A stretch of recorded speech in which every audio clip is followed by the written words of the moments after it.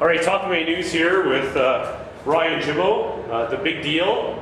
He's from Halifax and now he's residing in Edmonton. He fought last night at MFC and was victorious against Emmanuel Newton. Why don't you take us through the fight, Ryan? First round was kind of a little free on the field process. I wanted to read him a little bit and kind of see what his reach and his explosiveness and his power was.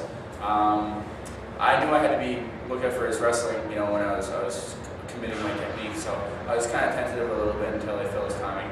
Get a couple takedowns on me, I got right back up, trained that in camp, and a lot of hugging going on.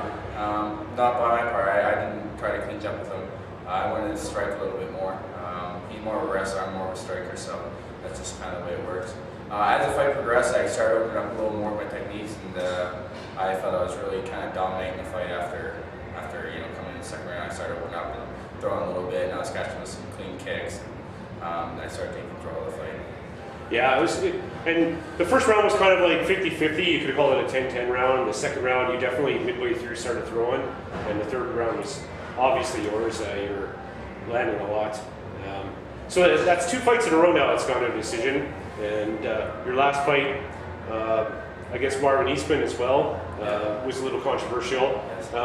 So you really wanted to go into this last fight and not hug around. Was it disappointing after? Very much so. It was very disappointing.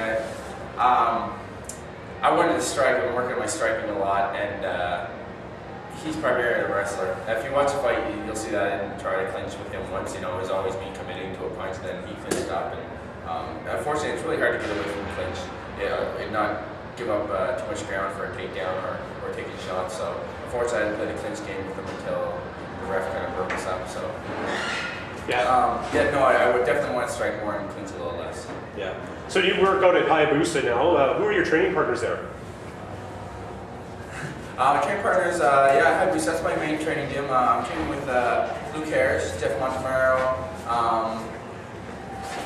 Victor Bachman, who's also playing here tonight, Mike Froze, and other names that are kind of, in there every once in a while. Brian Ford stops in there sometimes, Victor Valimaki, and a couple of those guys. I'm also training at Frank Lee's, doing my kickboxing there, and I'm also wrestling with the U of A guys, and just playing Nick Penner at Frank Lee's, so training's going excellent.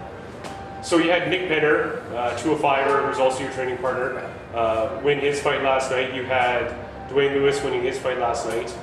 You've won 12 in a row. You're definitely, at some point, someone's got to give you a title shot. Yeah. So what do you want to do next? I know in the ring you said Dwayne Lewis, yeah, you're kind of putting the spot then. Have you thought about it? Is that? I don't care who I fight. I just want the title, and if they deem Dwayne Lewis as the appropriate opponent, then that's who I'll beat up. So you fought him before and won a decision probably early in your career. My second fight, yeah. So how did that fight go? I was just coming off my first game. I lost Adam Bray. I was getting knocked out pretty bad. It was actually right in the same building actually.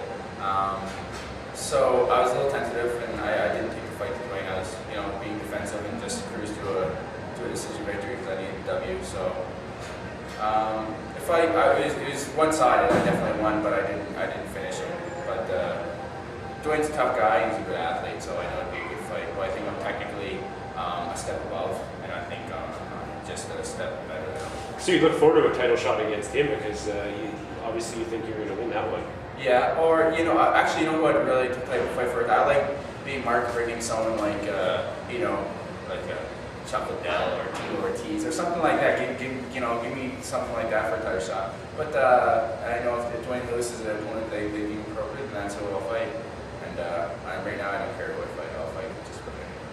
Yeah. Well, thanks for your time talking to Talk MMA News. Really appreciate it, Ryan. All right.